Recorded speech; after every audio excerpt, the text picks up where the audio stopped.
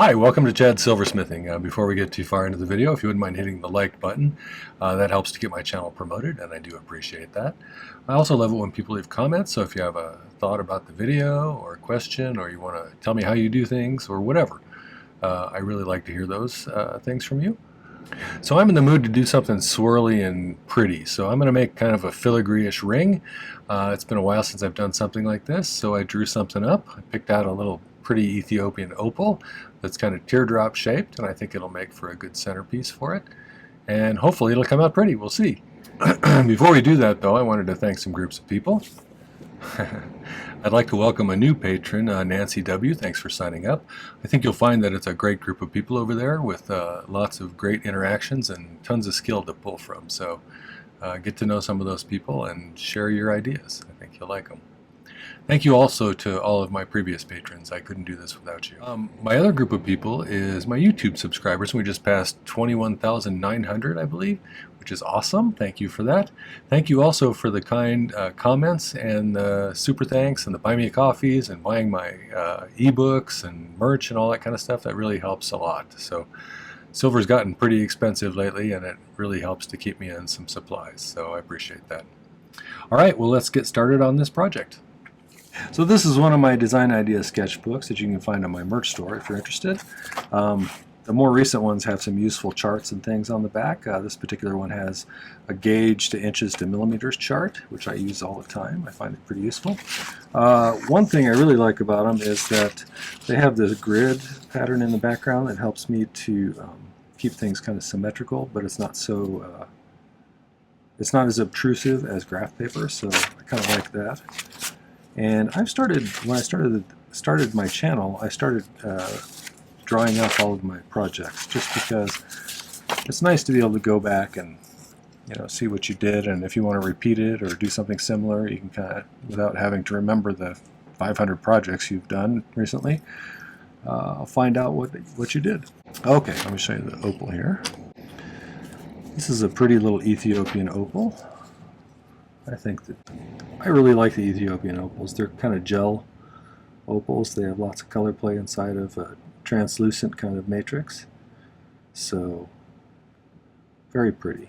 And I think what I'm going to do is I'm going to make that the center point there, and I'm going to do some little swirly curly cues around it with some little silver balls. I kind of sketched up what I was planning on doing. I'm going to use... Well, for the bezel on this, I'm going to use 26 gauge, which is 0.41 millimeters thick. I get it at 3/16 inch tall, which is 4.76 millimeters, but I usually cut it down. It's just a tall size. You can modify to suit your needs. The bottom of the bezel, I'm going to use 22 gauge, which is 0.66 millimeters, I believe. And there's two things I'm going to use for the swirls here. For the outer ones, like this, I'm going to use a 16 gauge round wire that I'm going to flatten a little bit with my chasing hammer. And then these inner ones, I twisted up a little bit of 22 gauge round wire so that it's pretty fine like that. And then what we're going to do is flatten that out a little bit too with the chasing hammer. You could also run it through your rolling mill if you have a rolling mill. That would work just as well. I just thought since a lot of people don't, I would just flatten it by hand with my little hammer, so because that works fine too. And those will be the little inner pieces here. So so this part will all be see-through here, so you'll actually see these bands going underneath that. The bands themselves are going to be 14 gauge square, and that is 1.6 millimeters. I use a lot of 14 gauge square. It's a useful size for me. But let's start by making a bezel for this. And one of the things I always tell people, if they've not done a stone that has a point on it like this, don't put the point where the bezel comes together on the point, because that'll cause a lot of problems. So we're going to make a sharp bend like that initially, and we'll use that as the point to the stone. Trust me on this. So we'll get that tight in there, and then we can kind of wrap it around there.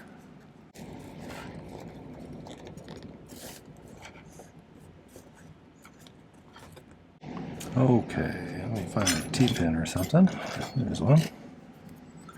We'll make a little mark just past where they meet, so I have a little filing room.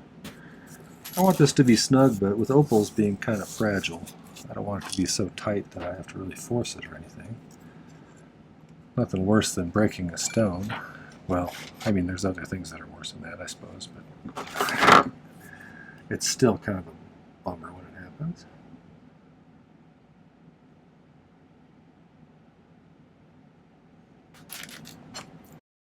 Okay, let's file that. So I already filed the first edge. Alright, let's solder that closed. If you haven't been to my channel before, I use primarily hard silver sheet solder. I will occasionally use a little paste solder at various temperatures if I need to. This is a liquid flux that I dribble on with a dropper bottle. My torch is a Silversmith model. It's their acetylene air torch, so it draws in atmospheric air through these little holes and mixes it with the gas in the nozzle here. It's hotter than a propane torch, but not near as hot as an oxyacetylene. It's perfect for working with silver as far as I'm concerned. I use a #1 tip for almost everything. So I already have a little bit of solder here, it looks like, so I'm just going to go ahead and use that for this.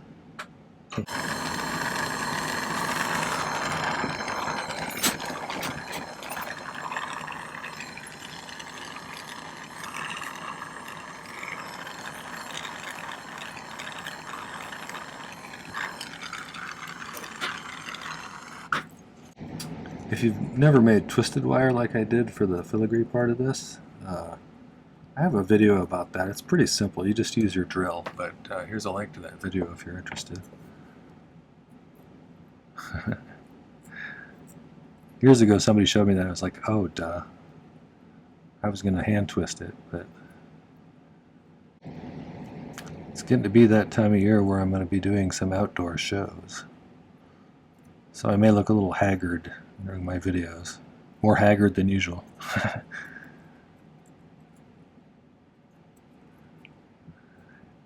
Doing outdoor shows is tiring. I believe that's about right. Okay.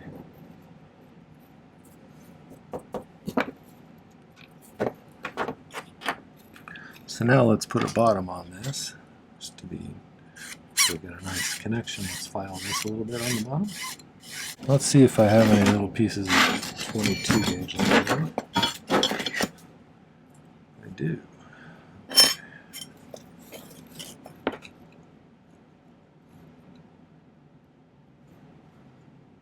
So I think we can take a little piece off of there.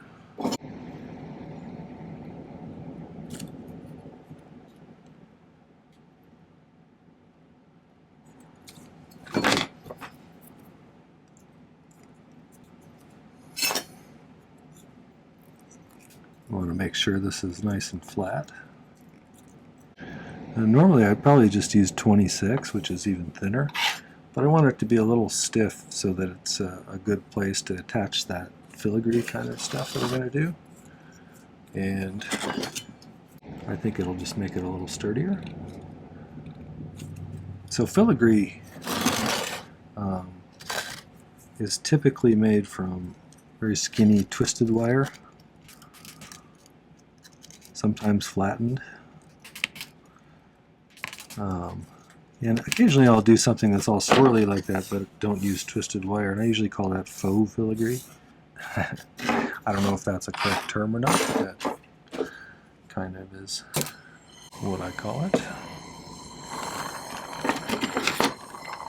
I didn't understand when I first started doing this. I'd see really lacy looking things and I thought that was all filigree. Some of it is open pierce work where people have cut out very fine designs out of sheet. And in a lot of ways, to me, that's much harder than filigree, personally, I think. But that's probably because I'm better at filing and soldering than I am at sawing. Just going to put a few of these in here. Kind of nudge them up against the sides. I am getting better at sawing, though. There's some real amazing people with saws out there, but That is not me, but I am getting more comfortable with it. I avoided it for many years. A big part of that was I was using an inferior saw. So get yourself a nice saw if you're going to do that kind of stuff. Don't cheap out on it.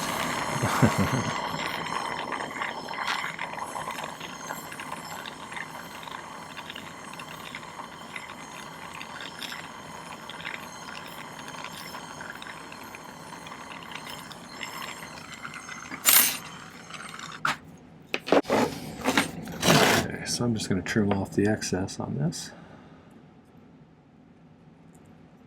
Then we'll file it flush.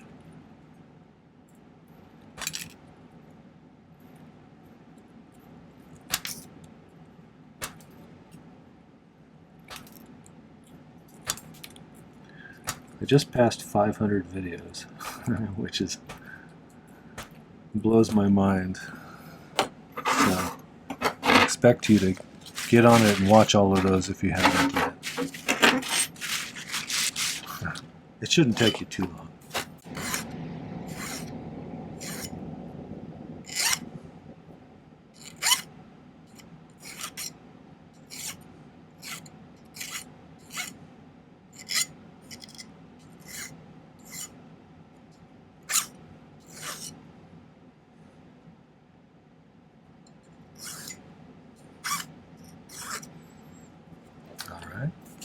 So now let's do some flattening of some wire.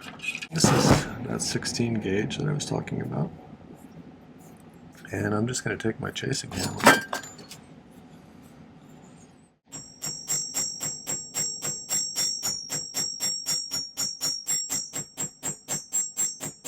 The reason I want to hammer this so it's flatter is that'll make it stronger vertically this way, and also give it a skinnier profile when you look at it from the top, so I think it'll look a little more delicate. And hammering is cathartic as well. Get rid of all that pent-up anger.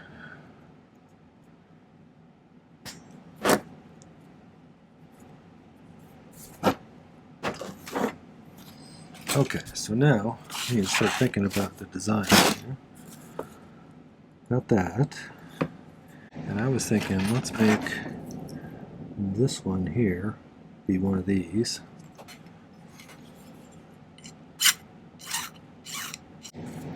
Doing pretty small.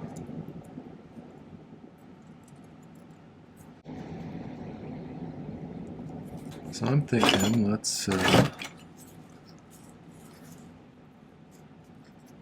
not perfect, but we're close. And we're going straight into that side there, so we can cut it straight off and then file it. That's going to go kind of right there. Let's solder that on just for giggles, and then we'll start adding other components.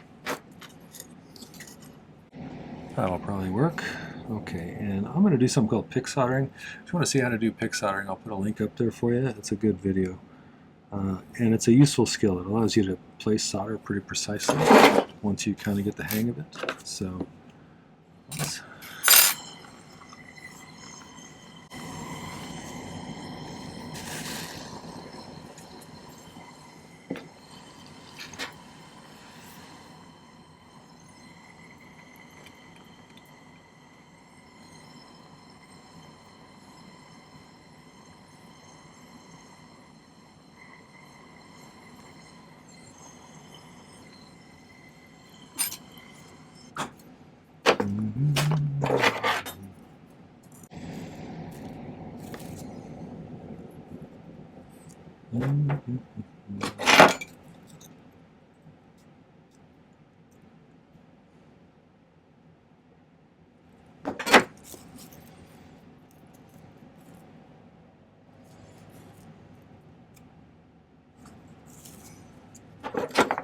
I'm going to cut this a little bit shorter.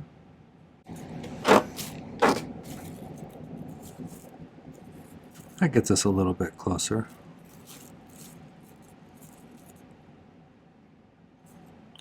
Okay, so let's do, we have another one of these that comes out from there.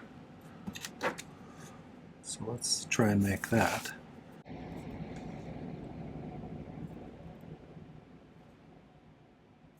It's actually not too bad. So let's mark it about right there.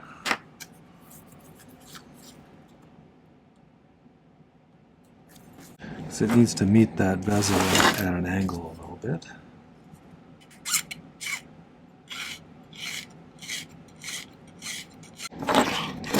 So I think on this one, I drew it pretty close to attaching there, but I scaled up a little bit here. And this stuff, it's going to be pretty thin, but I don't know if I can get that much detail in there. I might have to reduce the amount of that in there, but we'll see. I'll have to kind of play it by ear. So my original point was I think I'm going to solder it so it's attached over here but not there. That makes sense. Maybe one of you filigree experts could tell me if I'm right on the traditional filigree and stuff. That could just be something I assumed.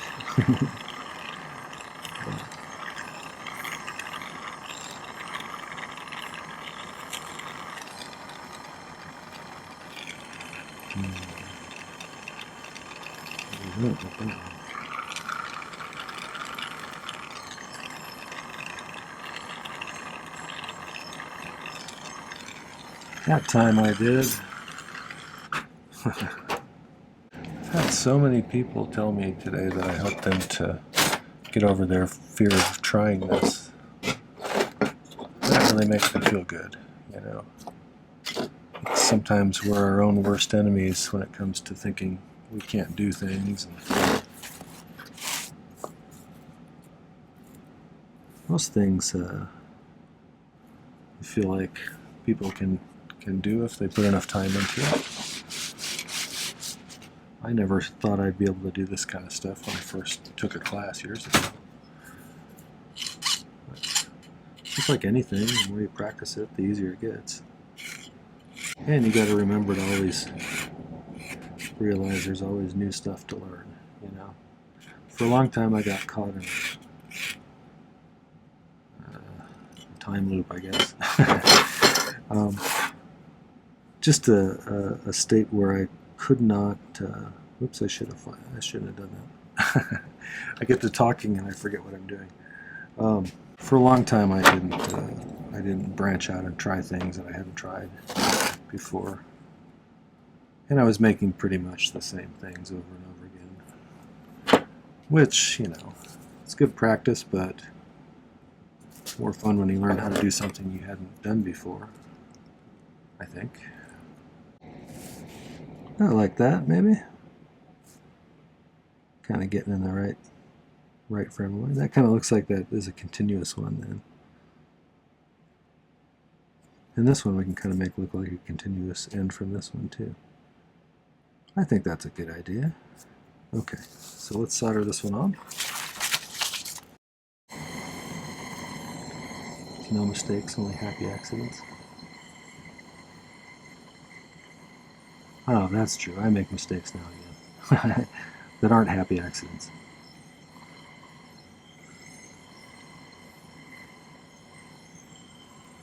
This one's going to kind of come straight out of there and curve back in. Sometimes it takes me a while when I'm drawing random kind of swirls and things like that to come up with a pleasing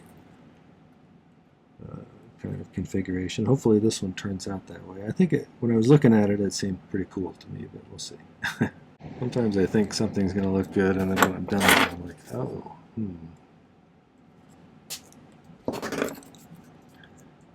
That happens on these videos occasionally. I don't always love what I make, but sometimes it's a really good learning experience, you know, even if it doesn't produce something, you know, that you're amazed by. Once in a while you get something pretty good. So that's part of the fun, I think. If you knocked it out of the park every time, it would be boring, wouldn't it?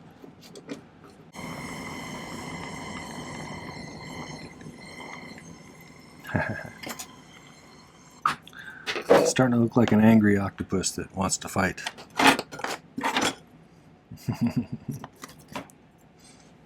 All right, so let's flatten out some of this wire and see how that works.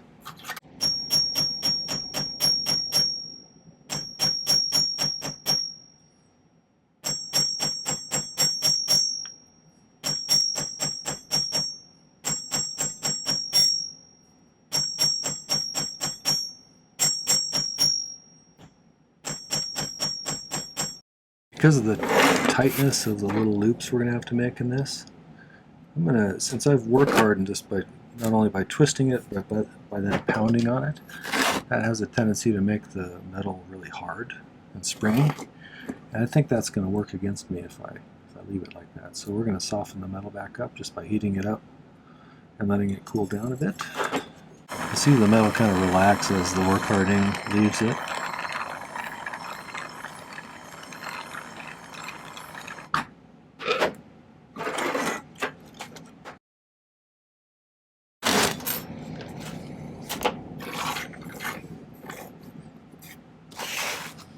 I was going to put 2 inside of here. I don't know if I can do that, but let's see how small of a loop we can get. This is one of the problems that I run into when I'm doing this sort of stuff, is my tools are just too big for me to make the size of loops that I want to, even when I go at the very tips of some of these. So I'm curious, people who do this all the time, what are your tricks? So I want it to be kind of up in there like that. So I'm going to try and get that a little bit narrower. It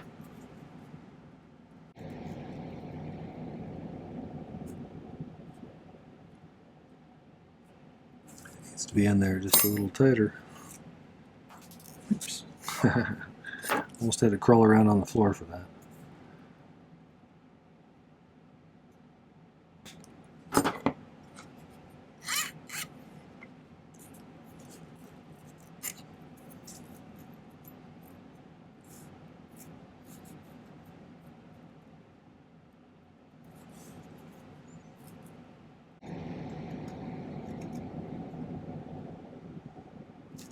Okay, now I'm going to cut some very small pieces of solder. I want to solder it here, here, here, here, here, here, and here.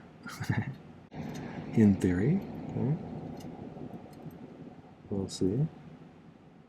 Hopefully nothing moves around too much on me. Pretty small pieces this time. We'll see how it works.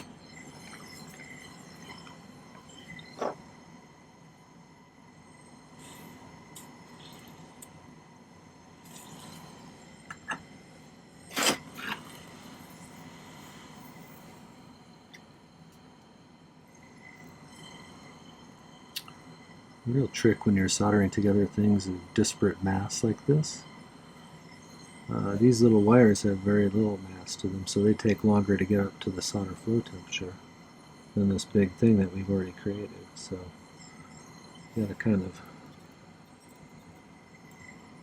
time it just right.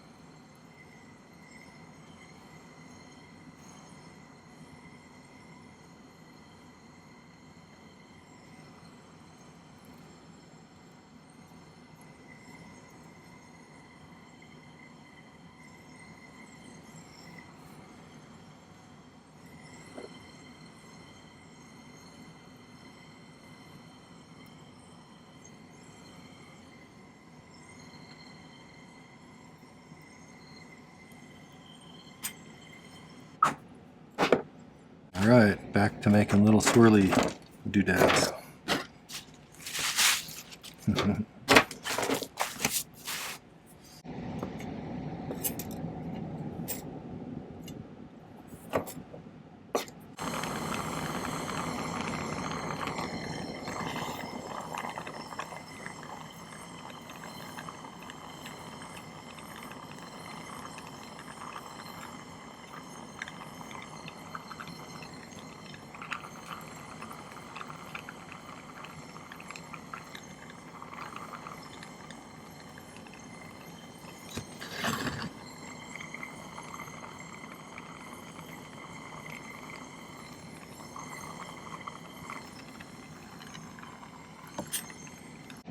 kind of like that.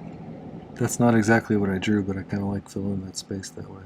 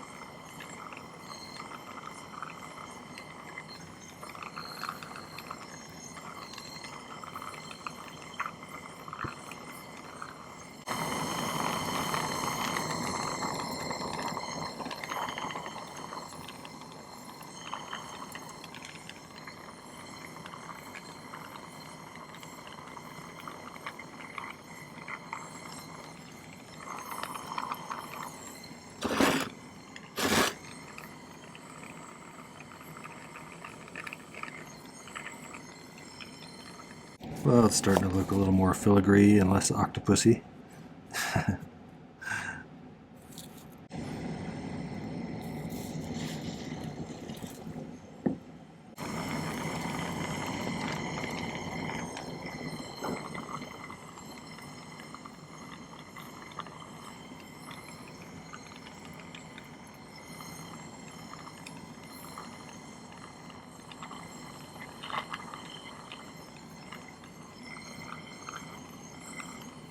Alright, let's make a couple of, maybe 3 balls. It's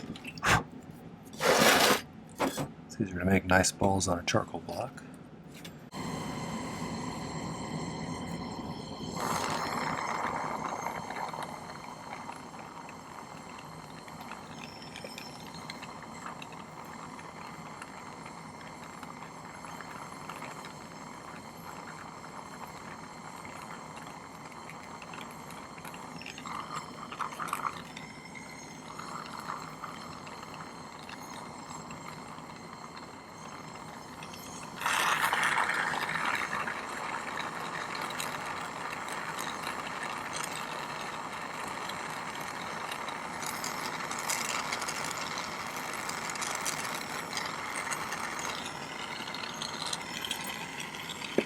Okay.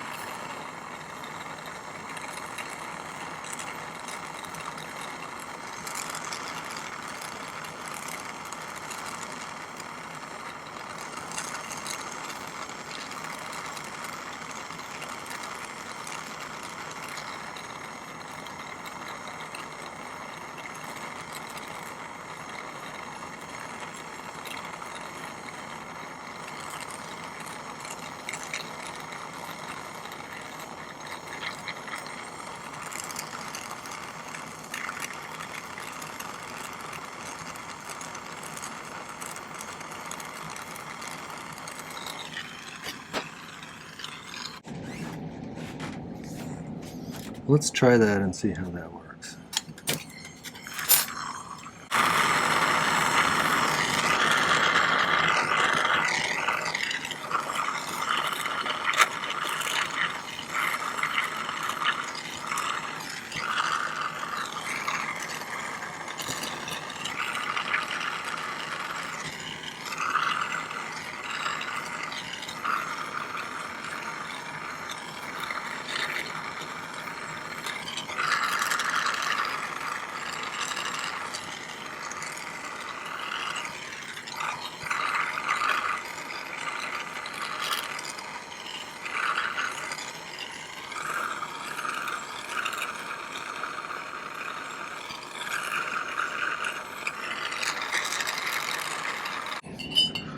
We'll let that pickle for a little bit. Let me find some 14 gauge square wire.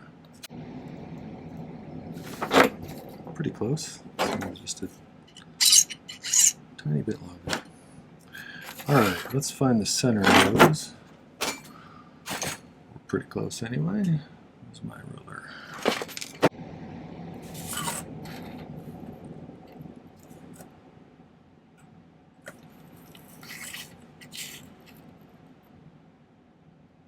close. I'm going to bend these out just a skosh. Just like that. Square wire always tries to twist a little bit on you, so you might want to be aware of that when you go to lay these down. They may be a little not flat.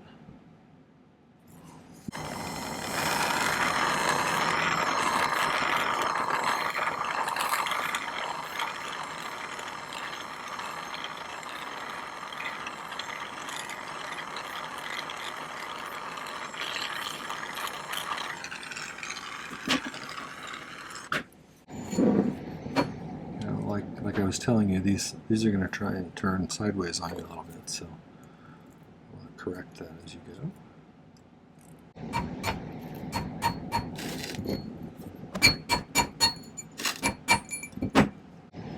You can configure these however you want. They can turn inwards or outwards or whatever.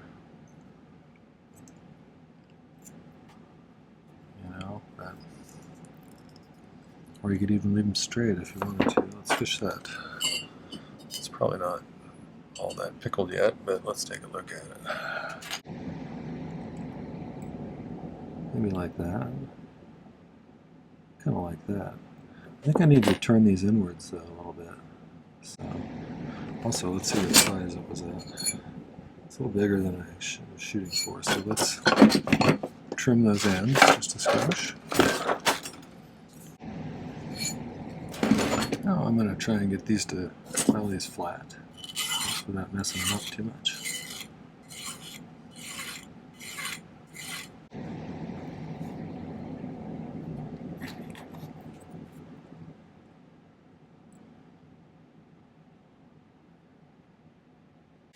Let's use a little medium paste solder on this one.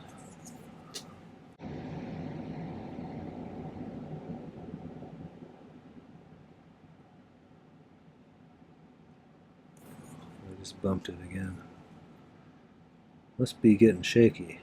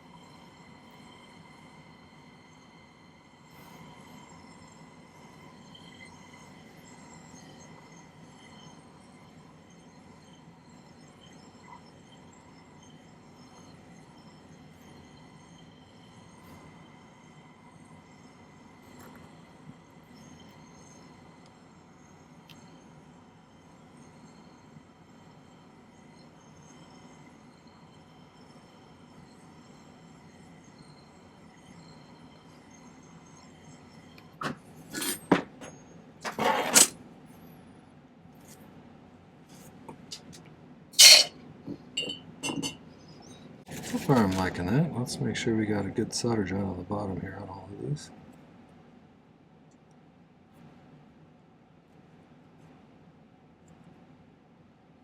I think we do.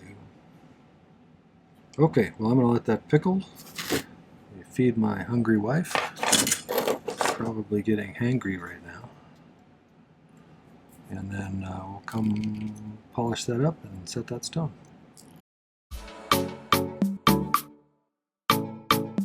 So I got everything kind of cleaned up and polished, and I'm ready to set this. Now, one of the things I do when I have a point on a stone like this is it's hard to get all of the bezel to compress in there nicely, so I generally file it thinner at the tip, at the very top there a little bit.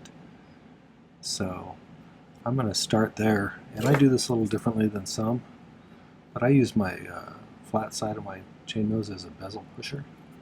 So kind of get that started over there, and then straight across from it, same thing. go to the sides a little bit. You got to be a little careful with opals because they can be broken pretty easily, scratched.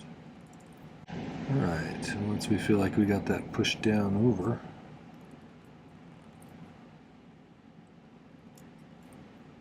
we can go ahead and burnish it. And that's where I use the rounded outer part of this. Just kind of rub that top edge right. Alright. Doesn't look exactly like I was planning, but it's close. So I'll get that cleaned up a little better and get some pictures at the end. So I think that's pretty fancy. Tell me what you think. Do you like it? Do you not like it? I feel like the only criticism I would have is maybe I made this go out a little bit too far, or I should have turned this a little bit more so it was facing more that way. Let me know what you think. Okay, well that was the Filigree Opal ring. I hope you enjoyed that. If you did, make sure to hit the like button. And I'd love it if you'd take a moment and visit my main channel page. I just updated the main channel page too, so that I have a playlist on there that includes all of the videos chronologically. I just realized that if you just go to the video tab, it doesn't show all of the videos. So that should make it a little bit easier for you to access some of my older videos if you can't find them. So there's 500 videos there now. I've been doing these at 3 per week for about 3.5 years. And so there's tons of content. I'm sure you'll find something else interesting or useful. So check them out, subscribe to my channel, and don't forget to hit the video description down below. There's some important links there. There's a link to my Patreon if you want to find out more about that community. There's a link to my merch store where you can get those nice design idea sketchbooks to keep track of your projects in. I find those invaluable. And there's a link to buy my ebooks if you want to get yourself one of those guides. There's one for 2023 and one for 2024. Each one is a guide to all of the videos in that particular year, and it includes a page for each one with lots of extra information as well as a link right to the video. So it's a nice way to have a whole bunch of projects right at your fingertips and a super nice way to support my channel. So thanks for that in advance. All right, well, thanks for watching today. Happy silversmithing.